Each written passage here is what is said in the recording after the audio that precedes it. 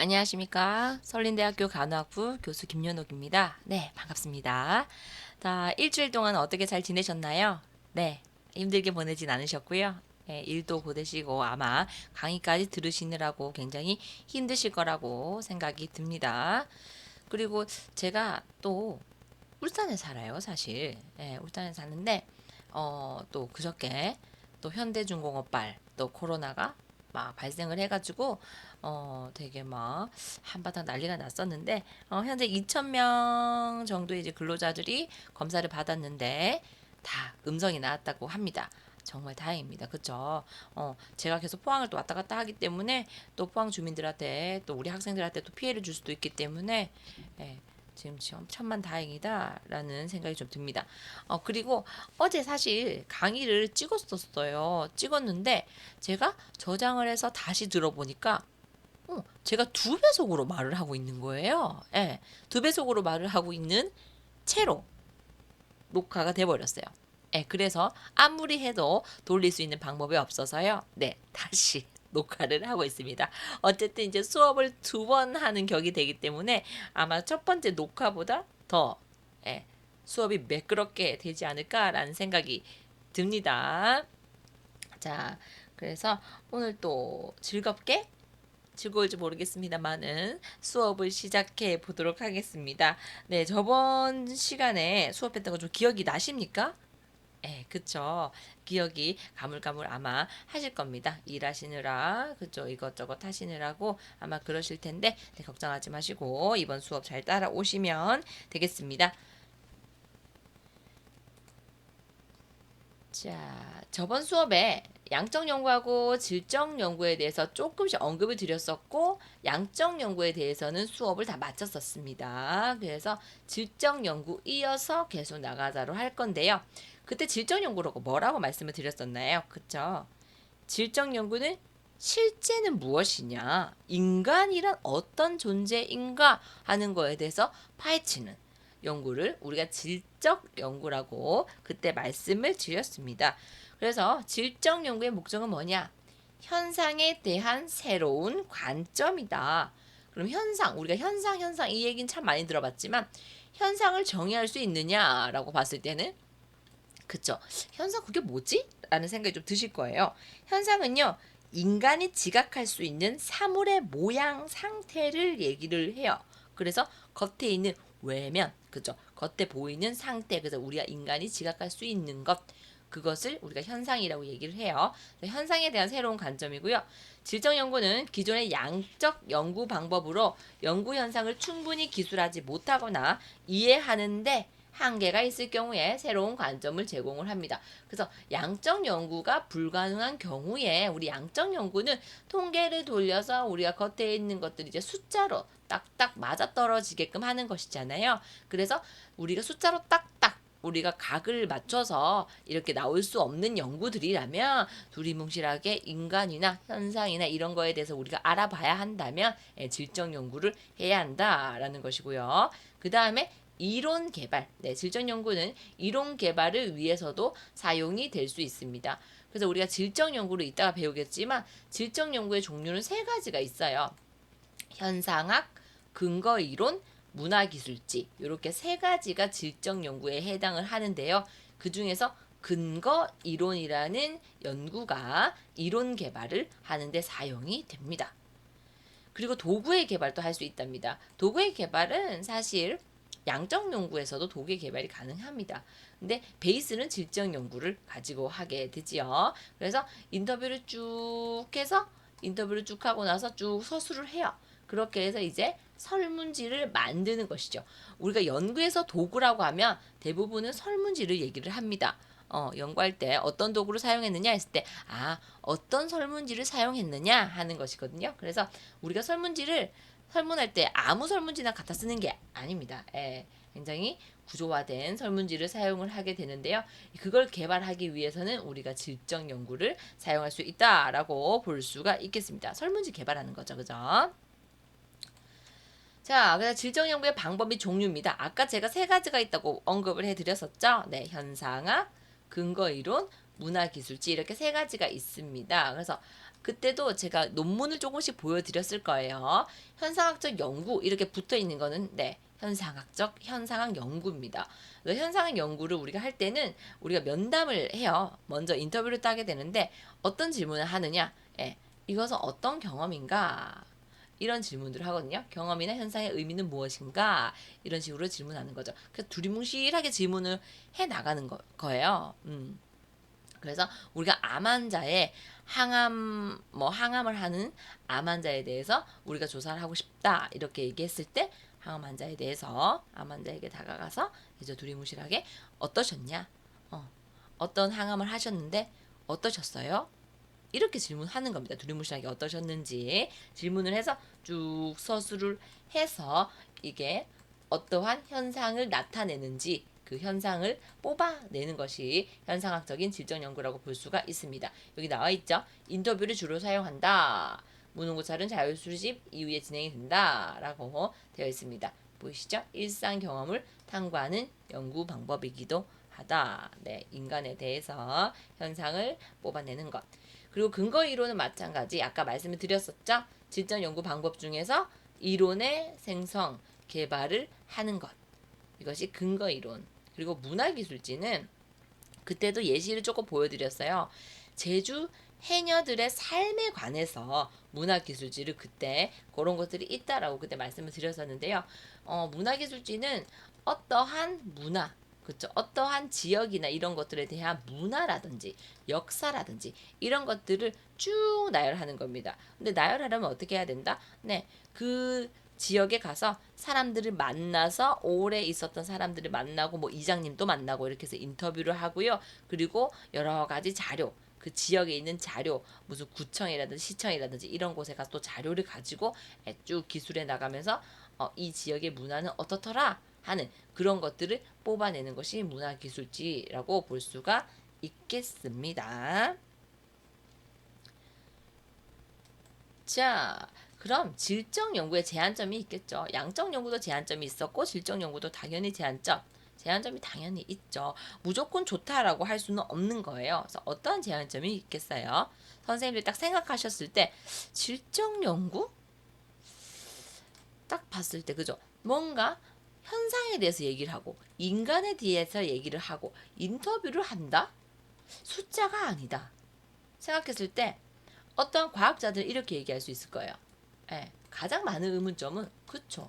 질적 연구가 과연 과학적이냐, 수학적이냐, 통계적이냐 하는 부분인 거예요. 그쵸? 과학적인가라고 했을 때는 조금 의문이 들 수밖에 없겠죠. 왜? 각을 잡아서 통계를 돌려서 나오는 연구가 아니기 때문이겠죠.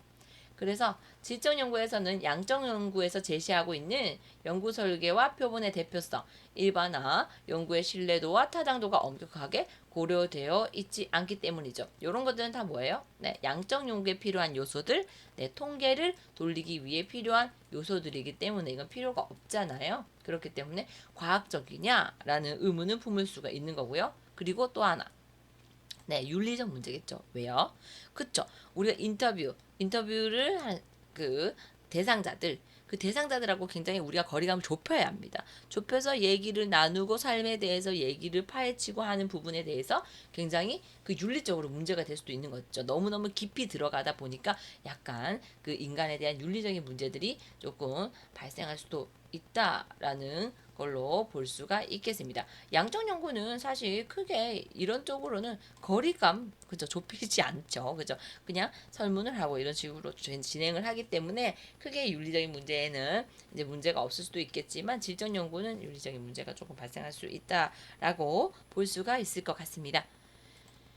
이거는 양적 연구와 질적 연구의 특성 비교해 놓은 것이고요. 아까 계속 말씀을 드렸습니다. 양적 연구는 네, 약간 과학적, 질적 연구는 아니다. 그에 반해서 그리고 양적 연구는 굉장히 객관적일 수밖에 없겠죠. 숫자적인 질적 연구는 반대로 주관적이고 양적 연구는 연역적이고 질적 연구는 기납적이고요. 그리고 이론을 검증하는 것. 양적은 아까는 뭐라 했어요? 질적 연구는 이론을 개발하는 것. 이런 것들로 우리가 비교를 할 수가 있겠습니다. 그리고 아까 숫자와 통계 분석, 양적 연구 그렇고요. 질적 연구는 반대로 그쵸 인터뷰를 쭉 따서 그쵸 현상을 뽑아내고 그것을 하나의 단어로 뽑아내고 그 단어에 관해서 쭉 서술해 주는 것. 예, 소설을 잘 써야 된다고 말씀을 드렸었죠. 네, 그렇게 되는 것이다라고 볼 수가 있겠습니다. 오늘 제가 수업을 좀 많이 하고 와서 그런지 혀가 굉장히 많이 꼬입니다. 네. 자, 그다음 연구 윤리에 대해서 챕터 3 연구 윤리로 넘어가도록 하겠습니다. 연구 윤리의 역사적 배경은 뭐냐? 우리가 연구를 하기 위해서는 윤리를 무조건 아셔야 됩니다. 요새 워낙 그죠 비윤리, 윤리에 관해서 굉장히 포커싱을 두고 있는 부분들이기 때문이죠. 요새 워낙 뉴스에도 많이 뜨잖아요. 네, 연구윤리 해가지고 어떤 이제 따님이 미성년자인데 그저 논문에 막 끼워 넣기식을 한다거나 그런 것들은 모두 연구윤리에 다 문제가 되는 부분들이잖아요. 그래서 굉장히 더 핫해지고 있죠. 그래서 역사적 배경을 잠깐 보시면 연구의 윤리의 생성 배경은 인류에 있어서 고통스러운 역사를 빼놓을 수가 없습니다. 이거는 굉장히 비윤리적인 그런 역사를 가지고 있다라고 볼 수가 있겠죠.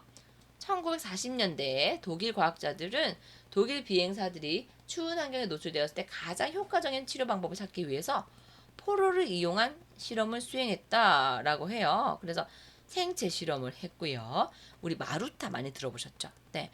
우리가 굉장한 치료법, 효과적인 치료 방법을 찾기 위해서 바로 인간을 대상으로 그죠? 우리 뭐 어떠한 다른 실험들을 막 통해서 인간한테 우리는 이렇게 실험을 하게 되잖아요. 임상 실험이나 이런 걸 하게 되는데 그 전에 결과도 없이 바로 인간에게 그런 실험을 해서 치료 방법을 찾아내는 굉장히 비윤리적인 방법을 수행했다라고 볼 수가 있습니다. 그래서 굉장히 비윤리적이다. 이래서 안 된다 해서 1949년에 자발적 동의 등 인간을 대상으로 하는 실험에 대한 10가지 원칙을 주제로 한 뉘른베르크 강령이 발표되게 됩니다. 이름 굉장히 어렵죠? 뉘른베르크 강령이 발표되게 되어요. 이건 뭐다? 네. 자발적 동의를 한 사람을 대상으로 실험을 해야 한다. 그래서 어쨌든 우리가 연구를 할 때는 사람의 자발적 동의를 서면으로 받든 어떻게든 받아야 한다라는 소리가 되겠습니다. 자, 여기 뒤에 있어요. 여기 보시면 뉘른베르크 강령은 어떤 것들이 있느냐? 10가지 필수 요소가 있더라. 피험자의 자발적 동의가 반드시 필요하다. 그렇죠? 연구 대상자를 얘기하죠. 피험자는. 그래서 연구를 할 때는 대상자의 동의를 반드시입니다. 반드시 필요하다. 그리고 그죠? 실험은 사회적 이익을 위해 유익한 결과를 낳을 수 있는 것이어야 합니다. 뭐 불행해지는 거라면 하면 안 되겠죠. 이익을 낳을 수 있을 것이다 라고 가설을 세워서 우리가 진행을 해야 한다는 부분들. 그렇죠? 그리고 실험할 때 모든 불필요한 고통은 피해라 라고 되어 있습니다. 그래서 모두 인권적인 얘기들을 하고 있습니다.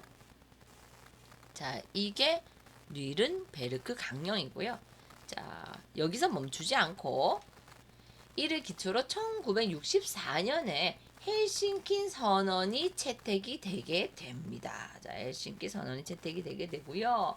자, 이거는 치료적 실험과 비치료적 실험을 구분을 하고 건강한 피험자에 대한 실험에 지켜야 할 윤리적 원칙을 환자를 대상으로 하는 실험에서도 준수해야 한다는 점을 명시했다라고 되어 있어요. 그래서 우리가 건강하지 않은 사람도 뿐만 아니라 건강한 사람에게도 실험할 때는 무조건 그러니까 어쨌든 인간으로 대상으로 한다면 모두 이런 것을 준수해야 된다라고 보는 거예요.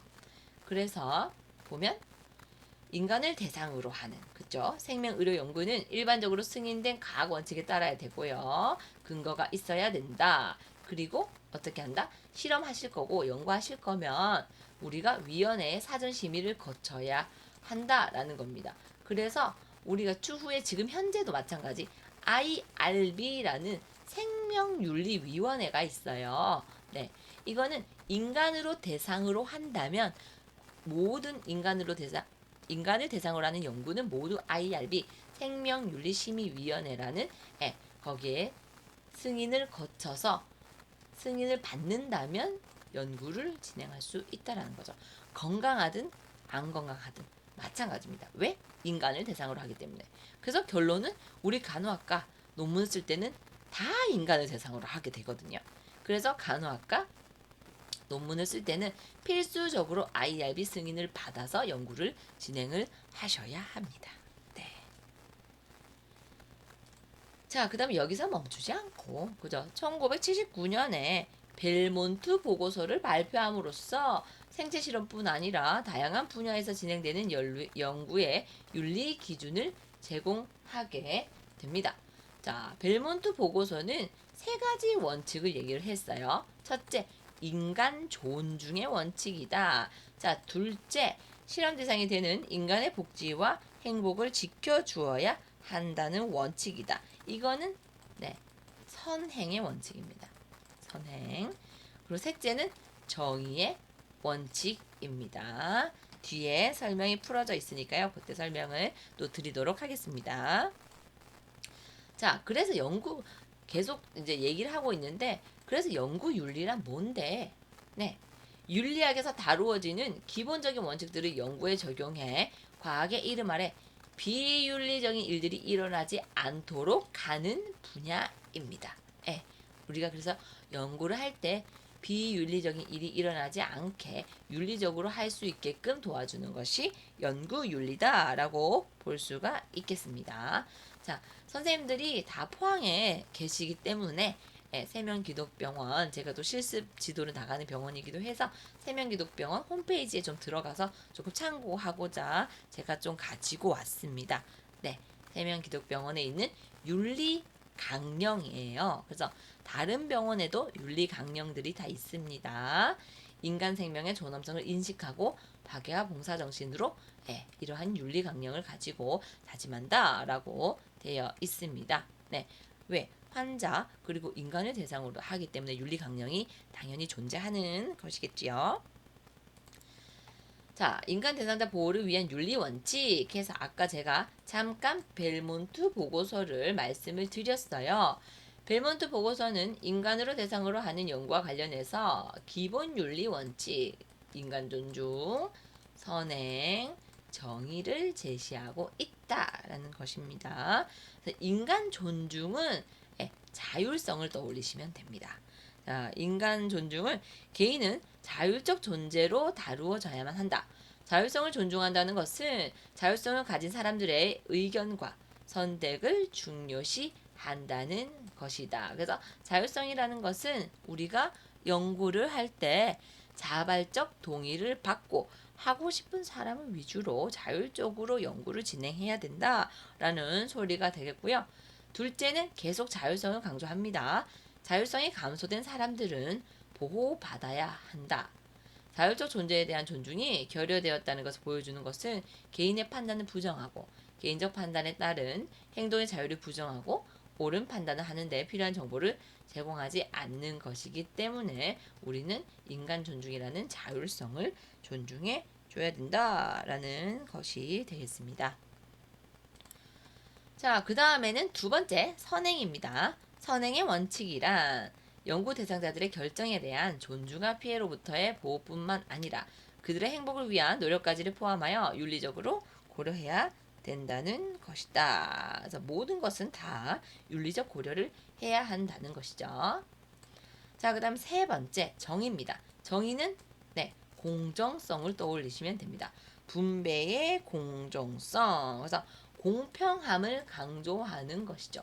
여기 한번 보시면 연구에서 누가 이익을 얻고 부담을 져야만 하는가라는 질문의 답이라고 볼 수가 있는 것입니다. 자, 이 말은 뭐냐? 우리가 그때 양적 연구에서 실험 연구가 있고 비실험 연구가 있다고 했어요. 실험 연구 한번 생각을 해볼게요. 자, 실험 연구를 합니다. 실험 연구는 어떠한 사람들에게 중재를 주는 거라고 말씀을 드렸어요. 자, 실험 연구를 합니다. 실험 연구를 할 때는 실험군과 누가 있을까요?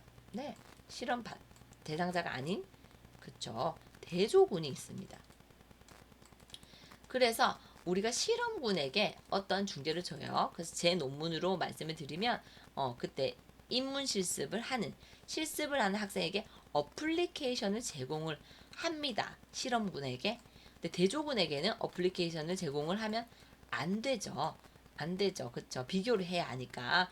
그런데 그럼 실험군에게만 계속 이익이 가잖아요. 그쵸? 그래서 누군가에게는 과도한 부담이나 그렇게 해서 안 된다는 거예요. 그래서 대조군에게도 어떤 것들은 해줘야 됩니다. 그래서 어플리케이션 줄 수는 없지만 실험이 모두 종료된 후에 똑같은 어플리케이션을 주는 거죠. 선물로. 어떠한 보상을 해주는 거죠. 그런 식으로 공평하게 이득이 가게끔 해줘야 한다라는 것이 정의라고 볼 수가 있겠습니다. 어렵진 않으실 거예요. 자, 그 다음에 인간 대상자 보호를 위한 윤리적 원칙의 적용입니다. 첫 번째는 사전 동의입니다. 계속 제가 말씀을 드리고 있죠. 사전 동의. 그래서 최근에는 피험자의 권리를 보호하기 위해서 사전 동의가 활발하게 사용이 되고 있습니다. 사전 동의는 연구를 하기 전에 충분한 설명을 우리 연구자가 해줘야 되고요. 동의를 받는다는 개념입니다. 생명을 대상으로 하는 모든 연구에는 연구 윤리에 대한 심의를 받아야 하고, 아까 제가 계속 말씀을 드렸죠. 모든 기관에서 연구윤리심의위원회 또는 기관생명윤리위원회 하는 우리가 통상 IRB라고 얘기를 합니다. IRB에다가 우리가 연구 계획서들을 쭉 작성을 하고 그 안에 어떠한 그 환자에 대해서 어떠한 부작용이 나타날 수 있다 모든 내용들을 다 적어서 보내서 승인을 받아야 합니다. 예, 받아서 연구를 진행을 할 수가 있는 겁니다. 그래서 사전 동의는 꼭 받아야 한다라는 소리가 되겠고요. 자, 그 다음에는 두 번째 위험과 이익의 사정입니다. 자, 연구자는 연구 참여자 개인의 위험과 사회적 위험 그리고 이익을 상호적으로 고려를 하셔야 합니다. 대체로 연구 참여자들이 겪게 되는 위험의 정도가 연구를 통해 얻게 될 잠재적인 이익을 결코 넘어서는 안 된다라는 소리겠죠. 너무나 당연한 소리죠. 그렇죠? 그래서 즉 이게 무슨 말이에요? 대상자가 위험하면 하면 안 된다는 거죠. 그렇죠? 그래서 아까 말씀을 드렸죠. IRB를 받을 때 어떠한 요법을 할 건데 내가 어떠한 요법이 가질 수 있는 부작용도 모두 적습니다. 이 환자에게 이런 부작용이 생길 수 있는데 내가 만약에 이런 부작용이 생긴다면 어떠한 조치를 취할 것이고 어떤 병원으로 이송할 것이고 이런 것까지 다 적습니다. 예. 그래서 위험한 부분이 있으면 다 적어서 승인을 받게끔 되어 있습니다. 근데 이게 너무나 위험하다면 IRB의 승인 통과를 할 수가 없게 되겠죠. 자, 그 다음에 세 번째는 대상자 선택입니다. 자, 대상자를 선택할 때 정신병원이나 교도소와 같은 특수한 조직적인 상황에 놓인 대상자들은 이미 여러 가지 방식으로 부담이 되는 상황이죠. 사실 굉장히 특수한 조직이 있죠. 연구 참여를 통한 직접적인 이익이 존재하지 않는 이상 위험의 가능성이 높은 연구는 참여시키는 것은 굉장히 부적절하다라고 볼 수가 있습니다. 예, 그쵸. 굉장히 위험한 상황이기도 하고 이런 경우는 IRB를 통과하기조차가 어렵습니다. 제 석사 논문을 간단히 좀 말씀을 좀 드리면 제 석사 논문이 하반신 마비를 환자를 대상으로 수지요법이라는 중재를 적용을 해서 변비를 에 대한 변수를 봤거든요. 네. 그렇게 했는데 하반신 마비 환자들은 약간 특수한 조직상에 놓인 대상자죠. 예. 그래서 사실 IRB 통과하기도 사실 힘들었고요. 이제 그렇긴 한데 여기 보시면 직접적인 이익이 존재하는 이상 이렇게 되어 있잖아요. 근데 부작용이 수지요법이 크게 없어요. 부작용이 별로 없고 이익이 갈 거라는 제가 가설을 세웠어요. 그래서 승인을 받고 연구를 할 수가 있었습니다. 자, 이런 경우에는 이런 것들이 있다라는 거를 조금 대상자 선택할 때는 조금 생각을 하셔야 되는 부분들이 있을 것 같습니다. 네.